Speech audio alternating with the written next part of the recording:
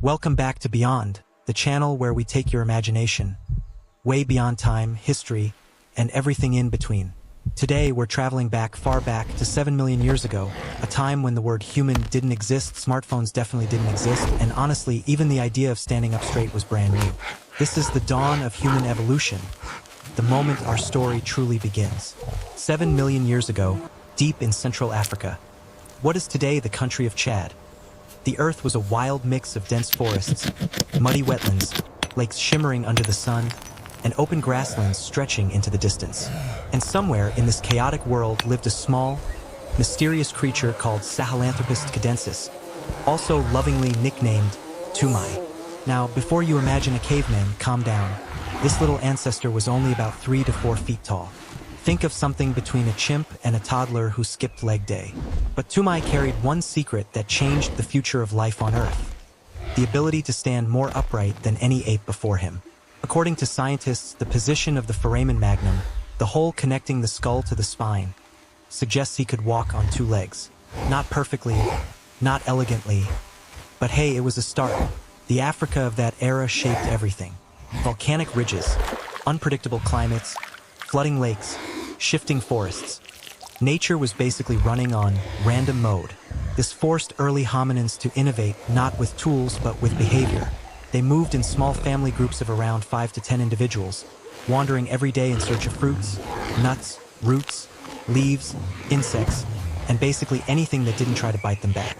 Their dining style was simple, raw, chewy, and straight from the tree. No fire, no cooking, no seasoning, not even a leaf plate. If modern food bloggers visited them, they'd cry.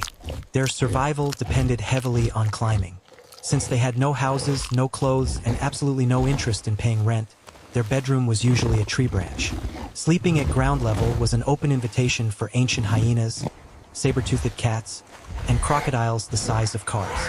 So up the trees they went every single night. Males and females were almost the same size, meaning they weren't violently competing like gorillas. Instead, they likely lived quietly, cooperating to find food, raise young, and avoid becoming food themselves. Mothers carried their babies constantly, teaching them what plants were safe to eat, and which ones turned you into a prehistoric stomachache experiment. Communication was basic: calls, grunts, emotional sounds. No language, no gossip, no arguments about Wi-Fi. The world was so dangerous that even a small injury could be fatal. Life expectancy hovered around 20 to 25 years, and infant mortality was high. Scientists believe the entire population of early hominins might have been only a few thousand individuals spread across Africa. Our entire species, every modern human, can trace its origin back to these tiny, scattered groups. Yet despite their simple life, Sahelanthropus held the first spark of something incredible. Walking upright gave them a new advantage. When you can stand, you can see over tall grass. You can travel more efficiently. Your hands are free for grabbing food, carrying young, or waving at predators like, "No thank you, please leave." This shift toward bipedalism was the first domino that eventually led to toolmaking, hunting, cooperation, language, and the rise of Homo sapiens millions of years later. Modern science sees this ancestor not as a fully formed human, but as the first brave step in a long evolutionary marathon.